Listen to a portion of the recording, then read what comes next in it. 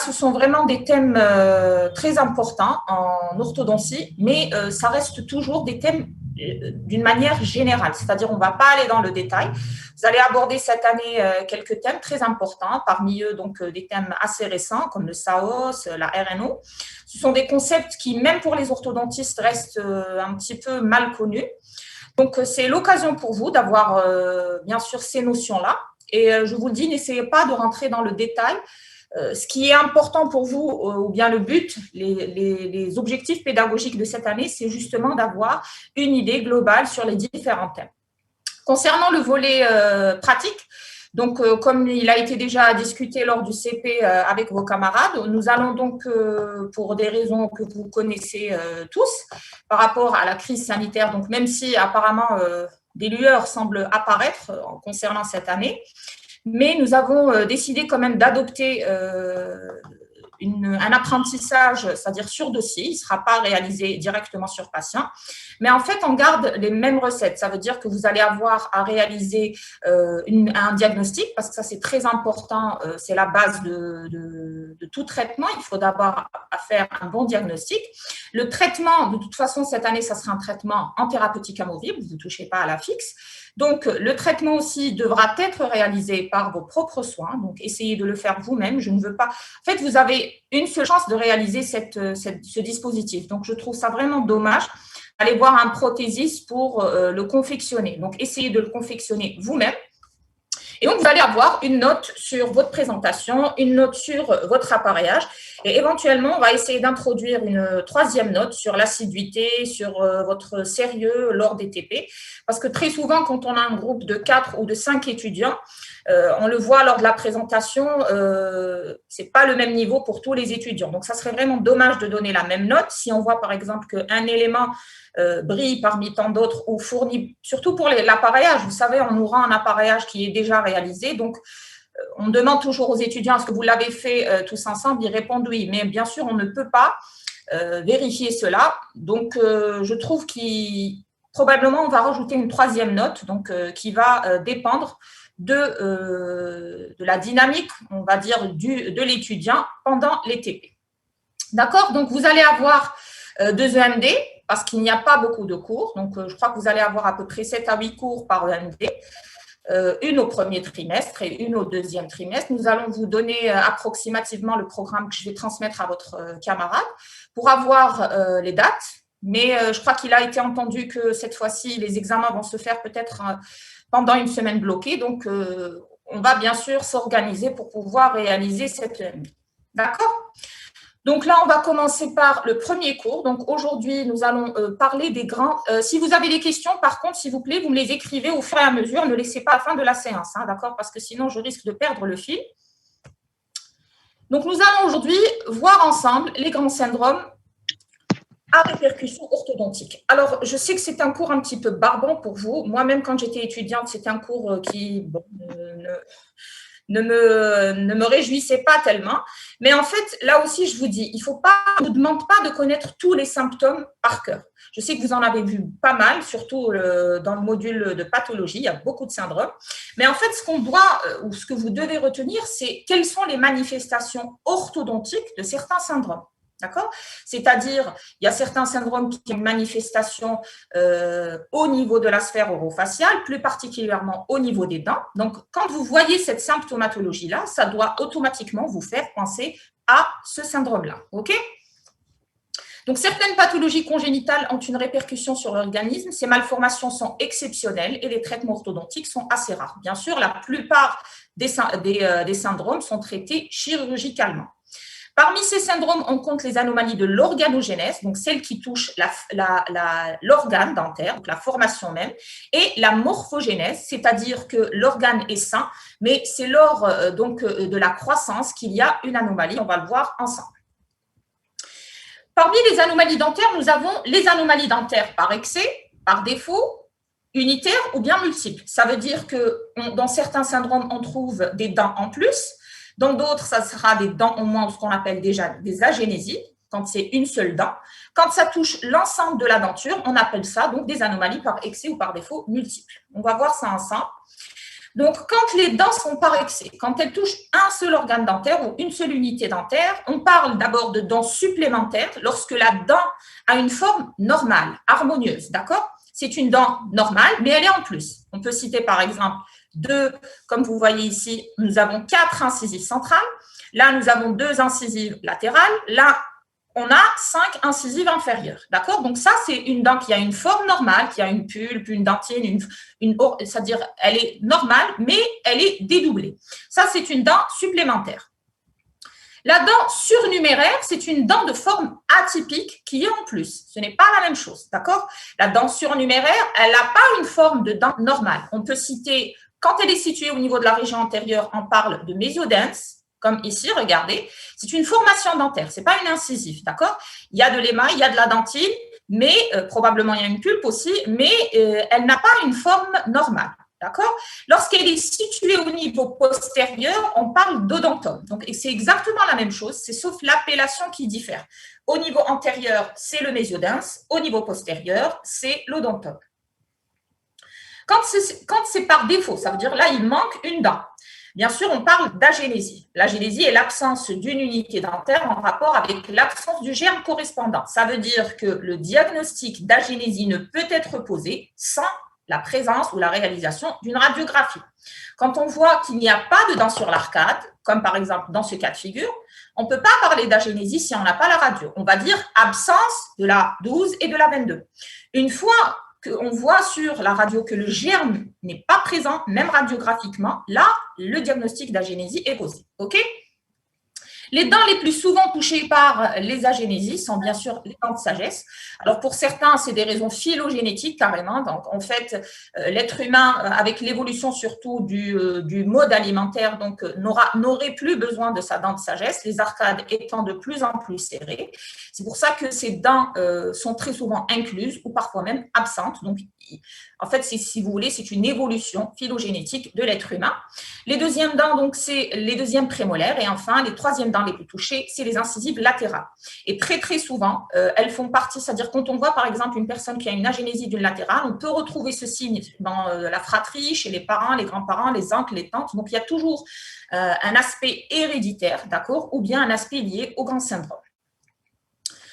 Donc là, c'était les anomalies unitaires. Quand ces anomalies se font, donc, ou bien elles sont multiples, ça veut dire que ce n'est pas une seule dent ou bien deux dents, c'est beaucoup de dents ou bien l'ensemble de la denture qui est touchée. Dans ce cas de figure, dans la plupart des cas, elles font partie de manifestations de syndrome. D'accord?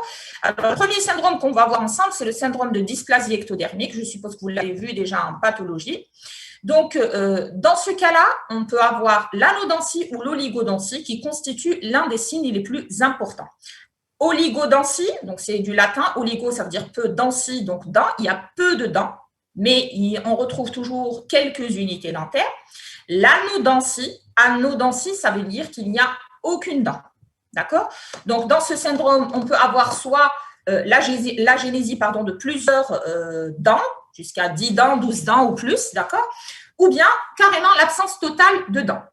Donc là, comme vous le voyez, donc, il y a pratiquement 4 ou 5 dents sur l'arcade. Okay, donc ça, c'est un des signes du syndrome de dysplasie ectodermique. En fait, tous les dérivés ectodermiques vont être touchés, à savoir les dents, les cheveux. Là, on voit bien sûr qu'elle, peut-être au niveau des sourcils, on voit donc cet enfant n'a pas de sourcils. Les ongles aussi, donc tous les dérivés ectodermiques vont être touchés. Mais vous, ce qui vous intéresse, c'est bien sûr les dents. Alors, les grands syndromes faciaux. Nous avons d'abord la dysostose clédocrânienne. La dysostose clédocrânienne, cette fois-ci, c'est le contraire. On ne retrouve pas une anodontie, mais au contraire, on retrouve des dents supplémentaires. Il y a beaucoup de dents, d'accord? Alors, d'abord, on doit connaître la grande symptomatologie de ces symptômes. Ensuite, on va voir la manifestation dentaire ou orthodontique. Donc, la face, elle est hypoplasiée avec étage normal ou bien subnormal. D'abord, c'est quoi une dysostose? Qui c'est qui peut me dire c'est quoi une dysostose? La définition d'une dysostose.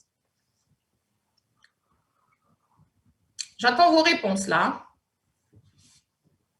Ce n'est pas la peine d'aller chercher sur Google. Hein. Vous ne savez pas ce que c'est qu'une dysostose? Alors, une dysostose… Une désharmonie dans les os du corps. c'est pas tout à fait correct. Hein. C'est en relation avec les os, effectivement, mais c'est pas une dysharmonie. Qui c'est qui a une autre réponse? Non? Anomalie de développement de l'os. Anomalie de quoi? Le développement de l'os. Oui, mais quel type d'anomalie? C'est sûr que c'est une anomalie de l'os, mais quel type? Alors, le mot dysostose. Le mot synostose, ça veut dire quoi? Synostose. Est-ce que ça vous dit quelque chose? Non? Calcification de l'os. La quoi? Calcification de l'os. L'ossification de l'os. Bon, c'est presque ça. En fait, les dysostoses, ce sont toutes les anomalies qui touchent les sutures, d'accord? Les sutures. Vous savez qu'il y a deux types de sutures, les synostoses, d'accord? Et les syndesmoses. Les syndesmoses, pardon, et les synchondroses, selon qu'elles soient osseuses ou bien cartilagineuses. Ces sutures, elles ont un rôle très important entre les os parce qu'elles vont permettre aux os, d'accord, de se développer tout en s'éloignant l'un de l'autre. Donc, par exemple, quand on prend le crâne ou bien la tête, le cerveau va augmenter de volume et donc les os, pour s'adapter à cette croissance céphalique, qu'est-ce qu'ils vont faire? Ils vont s'accroître et donc augmenter de volume grâce aux sutures qui séparent les os. Chaque, bien sûr, suture a une date de synostose. Donc, la synostose, c'est exactement, c'est l'ossification ou c'est la fermeture de ces sutures. Donc, chaque suture, selon sa localisation, a une date précise de fermeture. D'ailleurs, chez les bébés, vous remarquerez donc que chez les nourrissons, si vous mettez votre doigt à ce point, donc qui est le point prégma, vous allez trouver ce qu'on appelle une fontanelle, d'accord? Communément, on appelle ça le melrera, avec notre dialecte, d'accord? Donc, ça, c'est quoi? Ça veut dire que c'est une zone qui n'est pas encore ossifiée, qui va permettre aux os donc, de s'agrandir pour s'adapter à la croissance de l'encéphale. Quand on a ce type de syndrome, donc pour des raisons héréditaires, il y a une synostose précoce des sutures. Ça veut dire que cette suture, par exemple, au lieu de se fermer à 18 mois ou bien à 3 ans, ou tout dépend de la suture, elle va se fermer précocement. Si elle se ferme précocement, qu'est-ce qu'il y a? Donc, il va y avoir, les os vont garder la même taille, d'accord? Alors que le cerveau ou bien les organes qui sont en dessous vont continuer leur croissance. Il s'ensuit ainsi donc une croissance disharmonieuse de notre face, qui va aller surtout dans le sens vertical, parce que dans le sens transversal, il n'y a plus de suture. Donc, c'est pour ça qu'on a cet aspect, d'accord? Donc, l'étage inférieur, il reste normal ou subnormal, alors que l'étage supérieur se développe beaucoup plus dans le sens vertical et il ne se développe pas dans le sens transversal. C'est compris. Donc, les dysostoses, ce sont toutes les anomalies qui atteignent la fermeture des sutures. Généralement, ce sont des anomalies de fermeture précoce des sutures. Donc, les sutures vont se fermer précocement, affectant ainsi la croissance crânio-faciale. Et on a cette impression de prognatisme ou de classe 3. Mais ce n'est pas une vraie classe 3. Elle paraît, ou bien le patient paraît être en classe 3 parce que c'est l'étage supérieur qui est hypoplasé. L'étage inférieur, lui, il est normal. La mandibule continue sa croissance normale. Mais comme l'étage supérieur est bloqué, donc, on a un tableau clinique de classe 3. Donc, il y a plusieurs dysostoses. Parmi cette dysostose, on a la dysostose clédo-crânienne. Clédo, c'est en rapport avec les clavicules. On va le voir ensemble parce que l'autre signe de ce syndrome, c'est justement ce qu'on appelle l'adduction forcée des… attendez, ça ne veut pas passer. Voilà, donc nos clavicules, les clavicules, vous savez ce que c'est que les clavicules, ce sont les os donc, qui se trouvent à ce niveau-là. Elles vont être soit aplasiées, ou bien d'une manière symétrique, les deux. Et le signe pathognomonique de ce syndrome, c'est quoi? C'est quand on va demander au patient donc, de ramener ces deux clavicules, il peut plutôt ces deux épaules, elles vont rentrer en contact. Alors que si vous essayez, vous ne pouvez pas ramener vos deux épaules parce qu'il y a justement cet os. Ce n'est pas une articulation comme, par exemple, l'ATM. Au contraire, donc, elle est liée à l'omoplate et aux autres os. Donc, on ne peut pas ramener ces deux épaules avec un contact, d'accord? Mais chez ces patients-là, le fait que la clavicule soit hypoplasée, ça veut dire qu'elle n'est pas ossifiée. Elle est molle, si vous voulez, d'accord? Donc, l'adduction forcée de ces deux épaules va permettre d'amener ces deux en contact, ok? Donc, ça, c'est le signe de la dysostose clédocrânienne. Au niveau dentaire, je vous ai dit au début, c'est le contraire de l'agénésie. Donc, on va trouver beaucoup de germes en plus, des dents surnuméraires, des dents supplémentaires. Et vous voyez, en ayant regardé, c'est une radio vraiment impressionnante où on voit un nombre, c'est-à-dire on ne peut même pas le compter, de dents. Généralement, elle peut toucher et la denture permanente et la denture temporaire, mais c'est surtout la denture permanente qui est touchée. Et quand on a autant de germes, automatiquement, on doit s'attendre à des anomalies d'éruption des dents et donc on va avoir des inclusions multiples. D'accord? En fait, ces dents multiples vont causer plusieurs problèmes. D'abord, des problèmes mécaniques d'éruption, des problèmes infectieux, d'accord, parfois nerveuses. Donc, parce qu'on peut avoir une manifestation nerveuse quand la dent se situe, par exemple, au niveau du trajet d'un nerf. Donc, on peut avoir des hypoplasies, des hyperesthésies, pardon, c'est-à-dire le patient a des fourmillements, il n'arrive pas à fermer correctement donc l'orbiculaire, etc. Et parfois, on peut avoir aussi des anomalies tumorales et bien sûr, un retard de chute des dents temporaires. Donc, tout ça est causé par le nombre important de dents supplémentaires. OK? Donc, dans la dysostose clédocrânienne, on a une manifestation dentaire par excès, alors que dans le syndrome qu'on venait de voir juste auparavant, et la dysplasie ectodermique, on a au contraire des dents en moins.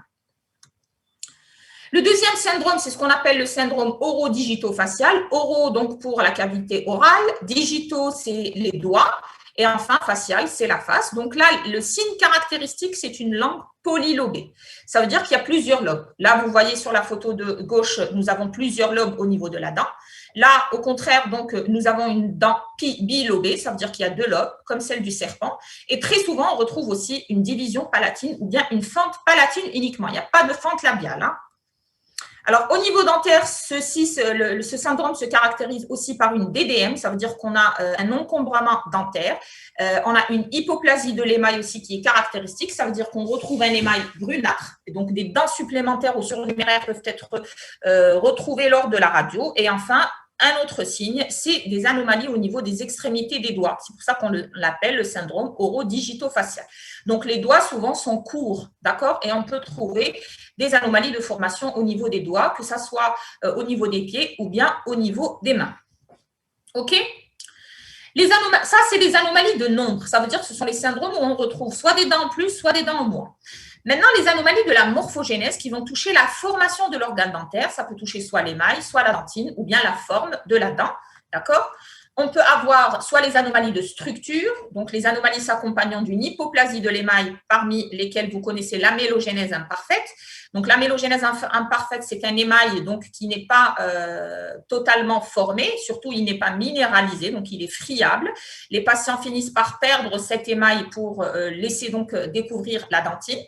Elle touche les dents temporaires et les dents permanentes, d'accord? Et très souvent aussi, ces patients ont une hygiène assez déplorable et une gingivite. Pourquoi? Parce que le brossage est douloureux. Tout simplement parce qu'à force, donc l'émail, il est friable, donc il va disparaître. Et donc, lors du brossage, il y a un contact direct avec la dentine. Donc, le brossage est très douloureux. C'est pour ça que ces patients-là, généralement, ils ne se brossent pas. Donc, c'est pas qu'ils manquent de volonté, mais ils n'arrivent pas à bien se brosser les dents. Donc, l'hygiène aussi peut être touchée. Les anomalies de la dentine ou la dentinogénèse imparfaite de Capdecombes, donc cette fois-ci, c'est la dentine qui est atteinte, d'accord? Donc, on a des dents de petit volume, parfois carrément, c'est des petits moignons, donc on n'arrive pas à voir. La couleur est caractéristique, elle est brunâtre parce que l'émail est blanc, alors que la dentine, elle est beaucoup plus, donc elle est beige ou bien brunâtre. Et là, au niveau de la dentinogénèse imparfaite, il y a aussi les racines qui sont touchées.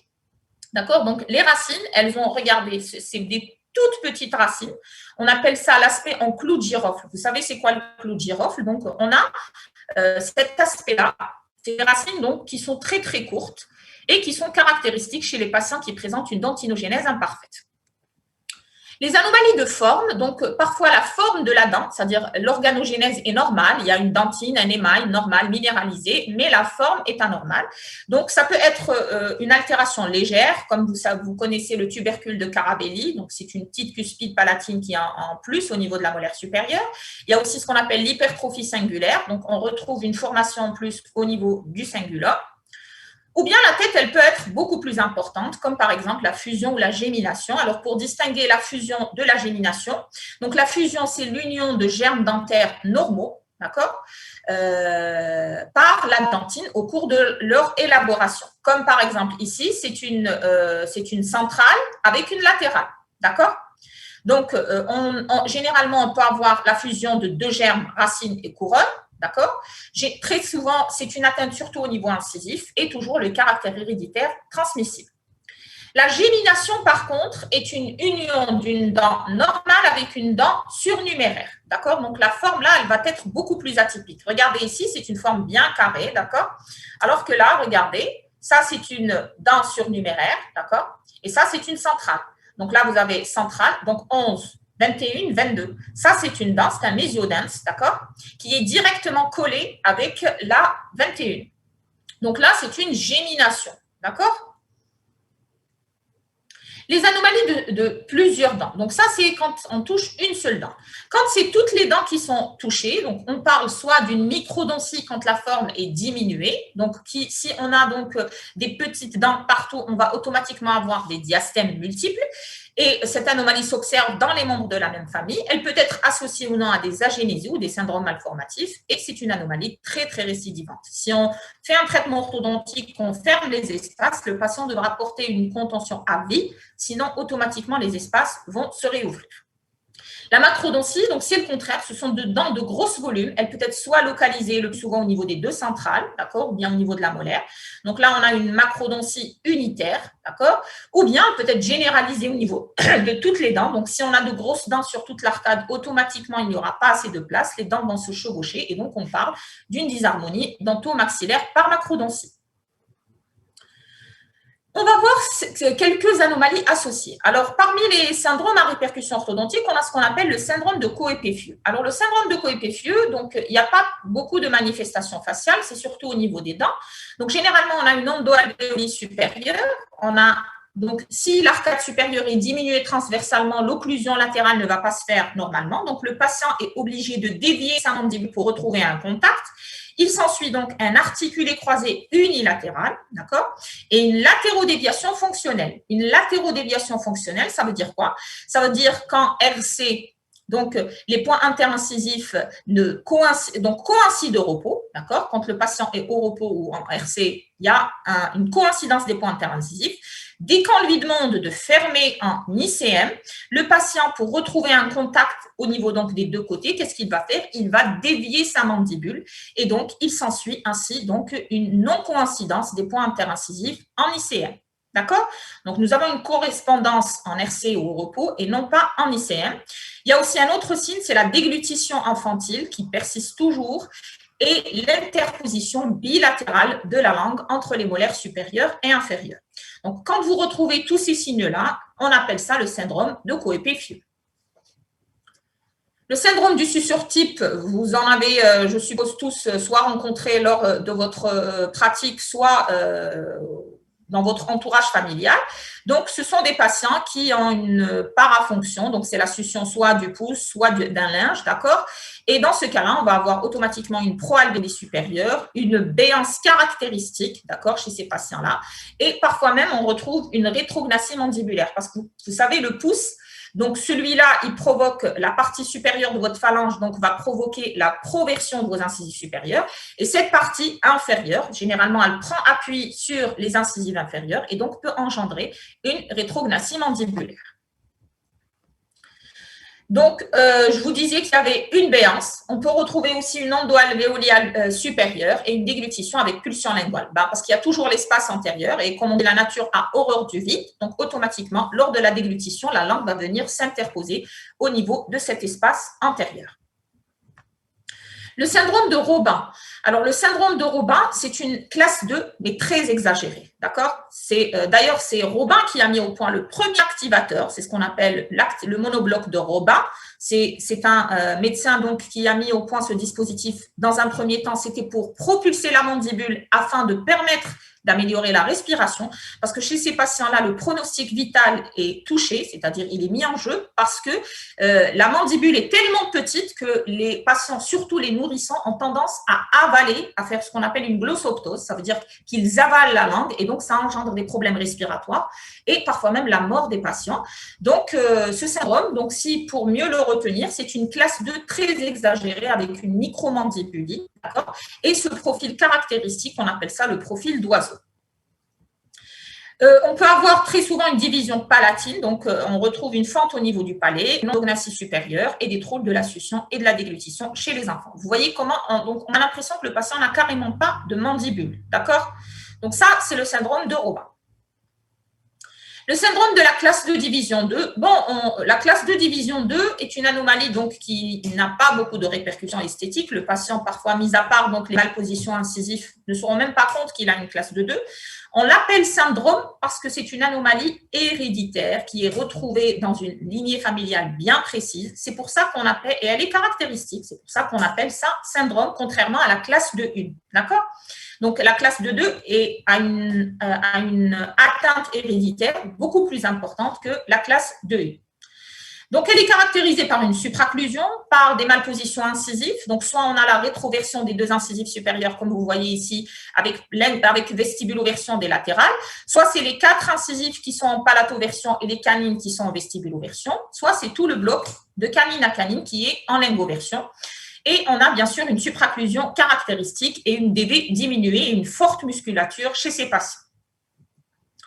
Le contraire, la béance squelettique, donc je ne parle pas de la béance fonctionnelle qu'on peut rencontrer avec les patients suceurs du pouce. D'accord ? Là, c'est une béance squelettique qui touche les os directement, donc la mandibule et le maxillaire, donc qui sont très développés dans le sens vertical. Ça engendre donc une béance, parfois de molaire à molaire, et une augmentation importante donc de l'étage inférieur et donc de toute la face. Est-ce que tout le monde est avec moi? C'est clair? Madame, Oui, docteur. s'il vous plaît, Oui. j'ai pas compris la différence entre béance squelettique et béance fonctionnelle. C'est quoi la différence entre les deux? D'accord. Alors, regardez, les photos parlent d'elles-mêmes. Ça, c'est une béance squelettique. Ça veut dire que c'est dans les gènes, d'accord? C'est dans les gènes. L'os, il est très développé dans le sens vertical, que ce soit l'os maxillaire ou l'os mandibulaire. Alors que dans la béance fonctionnelle, regardez, le patient, le sens vertical n'est pas touché.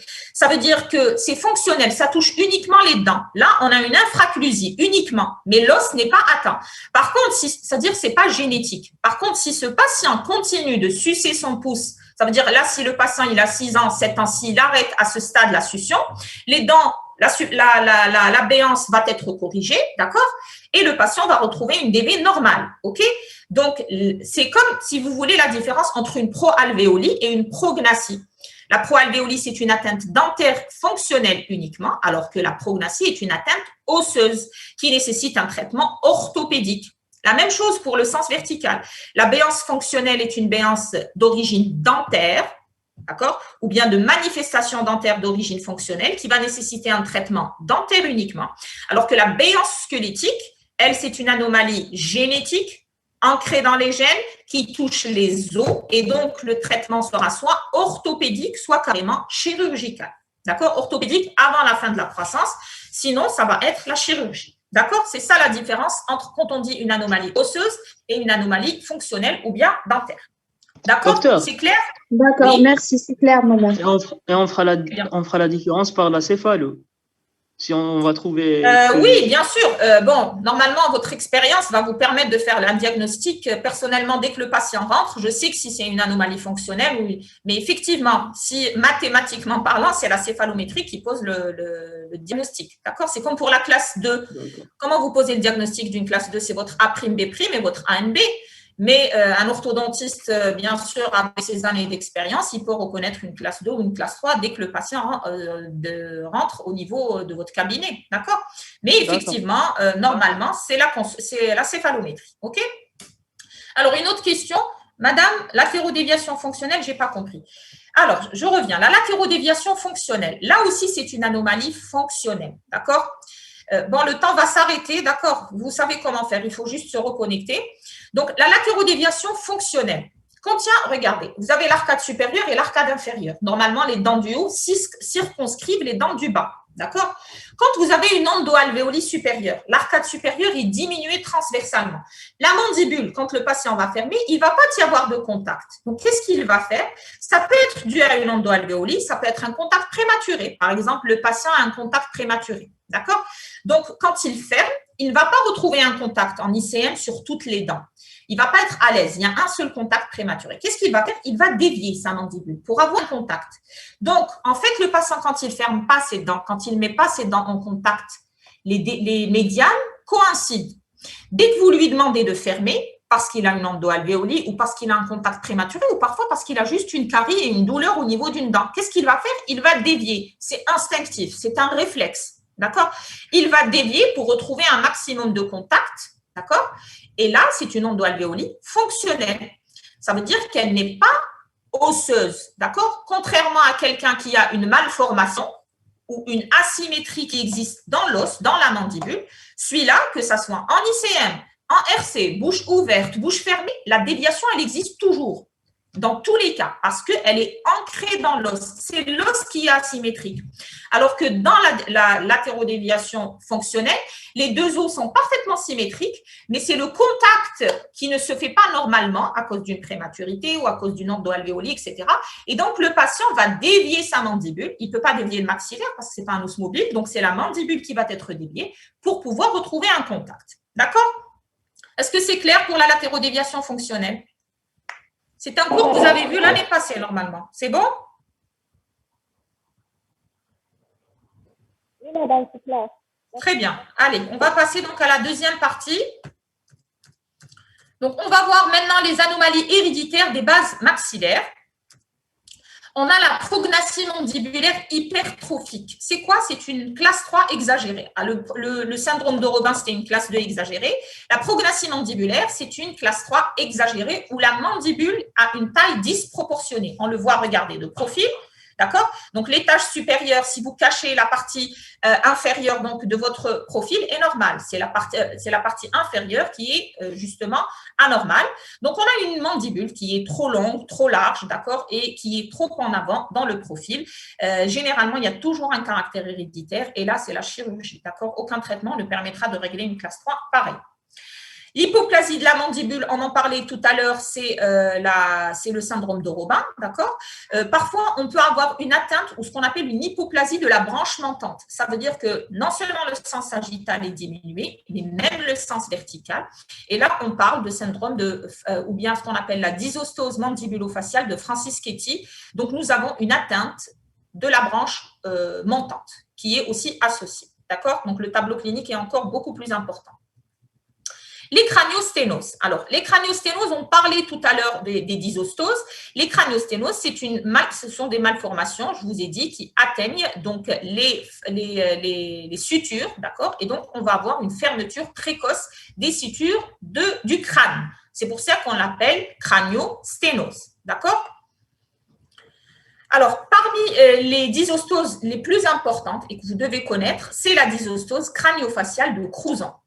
Alors, c'est une anomalie très répandue. Si vous ouvrez l'œil dehors ou bien quand vous faites des consultations en clinique, vous allez voir qu'il y a beaucoup de patients qui présentent cette anomalie en Algérie, notamment en rapport avec, par exemple, les mariages consanguins, surtout pour les gens qui viennent de l'intérieur, d'accord? On retrouve beaucoup de patients crouzants. Alors, le tableau clinique, c'est quoi? Au niveau facial, donc d'abord, je vous ai dit, et il est dû à la fermeture précoce des fontanelles du crâne. Donc, la même chose, là, le crâne, donc, il continue sa croissance verticale normalement, alors que la croissance transversale est bloquée. Ce qui fait qu'on a une face qui est allongée, surtout au niveau de la partie supérieure. Le front est très long, regardez. D'accord? Nous avons donc un front qui est assez marqué. On appelle ça une brachycéphalie, d'accord? Ça veut dire que c'est une petite tête, mais qui est allongée dans le sens vertical. On a une hypoplasie de l'étage moyen de la face. Je vous ai dit, l'étage moyen de la face n'est pas très développé, alors que l'étage inférieur continue son développement normal. C'est ce qui nous donne cette impression de classe 3. On a un exorbitisme. Exorbitisme, ça veut dire quoi? Ça veut dire que vous avez des yeux globuleux. Et là, c'est la même chose. Vous savez qu'à l'intérieur de l'orbite, quand vous avez une planche anatomique de l'intérieur de l'orbite sans l'œil, Il y a des sutures au niveau, à l'intérieur de l'orbite. Et bien, ces sutures vont se synostoses précocement. Alors que l'œil, lui, continue sa croissance normalement. Comme il n'y a plus de place à l'intérieur de l'orbite, l'œil, qu'est-ce qu'il fait? Il sort.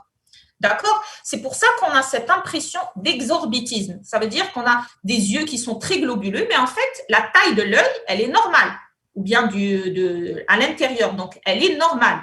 Le globe oculaire est de taille normale. C'est juste le contenant. Là, ça veut dire l'intérieur de l'orbite qui est trop petit. Il se ferme précocement. Donc, l'œil, ne trouvant plus de place, il va sortir. Et ça nous donne cet exorbitisme qui est caractéristique. On peut trouver parfois aussi donc une télencéphalie, ça veut dire qu'on a les deux yeux donc qui sont éloignés transversalement l'un par rapport à l'autre comparé à la normale. Le nez est mince et pointu, on peut appeler ça donc un nez en bec de perroquet, d'accord? Et on a un léger rétrognatisme supérieur, donc qui va nous laisser croire qu'il existe une classe 3. Mais en fait, la localisation, elle est supérieure. Au niveau dentaire, nous avons une macrodontie. D'accord? Une béance, parce que le sens vertical est augmenté. On a une endognathie supérieure, donc toute la partie supérieure va avoir une croissance altérée dans le sens transversal, avec souvent des rapports de classe 3. On a des dysplasies de l'émail qui sont souvent accompagnées, et ça, c'est très important. L'expressivité est variable. Ça veut dire quoi? L'expressivité est variable. Qui c'est qui peut me répondre?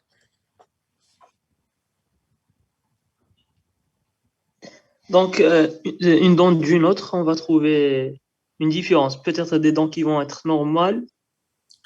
Alors, oui, c'est pas forcément au niveau dentaire, c'est au niveau de toute la symptomatologie. Ça veut dire qu'on peut avoir, regardez, là, les deux photos sont parlantes. Les deux cas, c'est des cas de syndrome de Crouzon. La photo de droite est un syndrome de Crouzon qui est avec une symptomatologie qui est très importante. La tête, vraiment, on a l'impression qu'elle est pointue, donc on voit vraiment la brachycéphalie. La même chose, l'exorbitisme est très important, alors que chez cette patiente, d'accord, son visage est plutôt subnormal. Bien sûr, orthodontiquement, elle présente on voit bien sûr qu'il y a une rétrognathie supérieure et un profil de classe 3, mais l'exorbitisme n'est pas très important, d'accord? Donc, on s'était arrêté à ce point-là. Donc, je vous ai dit que dans le syndrome de Crouzon, l'expressivité est variable. Ça veut dire qu'elle va différer d'un individu à un autre. Certains vont avoir des signes très caractéristiques, tous les signes en même temps, d'accord? Et ça, c'est très important. Les cités ne sont pas présents tous en même temps chez le patient. C'est pas, on doit avoir tous ces signes-là pour parler d'un Crouzon, d'accord? On peut avoir parfois 3 ou 4 signes chez un patient, alors que chez un autre, on peut avoir tous les signes, d'accord? C'est ça l'expressivité est variable, ça veut dire qu'elle va différer d'un patient à un autre. Certains vont avoir des signes très importants, d'autres vont avoir, par exemple, des signes plus ou moins légers. Mais vous êtes censé quand même reconnaître cette symptomatologie, ok? Le syndrome d'Apert. Alors, le syndrome d'Apert, il a été décrit la première fois en 1906. Donc, c'est un syndrome qui est beaucoup plus rare que le syndrome de Crouzon. Donc, pour bien distinguer les deux syndromes, il a les mêmes caractéristiques faciaux ou bien crânio-faciaux du syndrome de Crouzon. Mais en plus, on va avoir une atteinte au niveau des doigts, on va avoir, ou bien au niveau des extrémités, soit au niveau des mains, soit au niveau des pieds. On va avoir une syndactylie. La syndactylie, c'est quoi? Ça veut dire que vous avez 2, 3 ou parfois toute la main, d'accord? Les doigts de la main qui sont collés au niveau des mains ou bien au niveau des pieds, d'accord? Donc, c'est ce qu'on appelle l'aspect en main de moufle. Vous savez, c'est quoi les moufles? Donc, on n'a pas de doigts, d'accord? Donc, on a juste les 4 doigts qui sont reliés, ça forme une masse et vous avez votre pouce, d'accord? Donc, c'est ça la différence entre le syndrome de Crouzon et le syndrome d'Apert, c'est qu'on a la même symptomatologie que le Crouzon, mais avec une atteinte des extrémités, donc soit au niveau des doigts, soit au niveau des pieds. Ça, c'est la première différence. La deuxième différence, c'est que l'expressivité est très limitée. Ça veut dire que, contrairement au syndrome de Crouzon, où on peut avoir des variations dans l'expressivité, là, tous les patients présentant un syndrome d'Apert vont se ressembler ou vont avoir les mêmes signes, d'accord? Le syndrome d'Apert est un syndrome donc qui est caractéristique parce que tous les patients vont se ressembler ou vont avoir la même symptomatologie. Donc là, l'expressivité n'est pas variable ou bien on va dire qu'elle est très limitée. D'accord? C'est très important à retenir. D'accord? C'est clair? Oui, madame, c'est clair. Donc, le diagnostic différentiel, si vous avez deux patients, un qui a Crouzon, un qui a APER, comment faire la différence? C'est tout simplement, l'un va avoir l'atteinte au niveau des mains ou bien au niveau des pieds et l'autre ne va pas l'avoir. Donc, celui qui a une atteinte au niveau des extrémités, c'est celui qui a le syndrome d'APER. Alors, la thalassémie, c'est un autre syndrome très souvent rencontré et qui a beaucoup de répercussions au niveau dentaire. C'est le contraire du syndrome de Crouzon. Le syndrome de Crouzon donne un aspect de classe 3. Les patients thalassémiques, on a une impression, c'est pas une impression, c'est qu'on a une classe 2, cette fois-ci par promaxillie. C'est le maxillaire qui est trop développé. Donc, c'est le contraire du syndrome de Crouzon. Le syndrome de Crouzon, on avait dit que la partie crânio-faciale est diminuée dans le sens transversal et dans le sens vertical. Là, c'est le contraire. On va avoir une croissance exagérée de l'étage moyen de la face. C'est bien sûr dû à un syndrome anémique, d'accord, donc qui est d'origine, bien sûr, héréditaire. Donc, cette fois-ci, c'est une crânio-dolicocéphalie et pas une brachycéphalie comme dans le syndrome de Crouzon. C'est le contraire, c'est une dolicocéphalie. Un développement exagéré des bosses frontales et pariétales, donc c'est toute la partie supérieure qui est augmentée. Développement du maxillaire supérieur, la mandibule est en retrait. On a cette impression que la mandibule est en retrait, mais la formation mandibulaire est normale. C'est parce que le haut est trop développé qu'on a cette impression-là. Donc, contrairement au Crouzon où on avait une endoalvéolie supérieure, là, on a une exoalvéolie et on a les couronnes dentaires sont normales, mais elles ont des petites racines très courtes. D'accord? Donc, ça, c'est pour la thalassémie. Et enfin, on termine avec les fentes labiopalatines ou bien les fentes maxillaires. Je ne dirai pas plus parce que c'est le sujet de notre prochain cours. D'accord? Normalement, on a fini. Voilà. Donc, je sais qu'il y a trop de syndromes, trop de symptômes, trop à retenir. D'accord? Mais je vous ai dit, quand vous faites vos révisions, essayez d'être intelligent et de retenir l'idée principale. De toute façon, en développant chaque syndrome, je mets le point sur ce qui est le plus important et n'essayez pas de rentrer trop dans les détails. D'accord? Ça va complètement vous embrouiller. Voilà. Donc, je suis à votre écoute si vous avez des questions à me poser.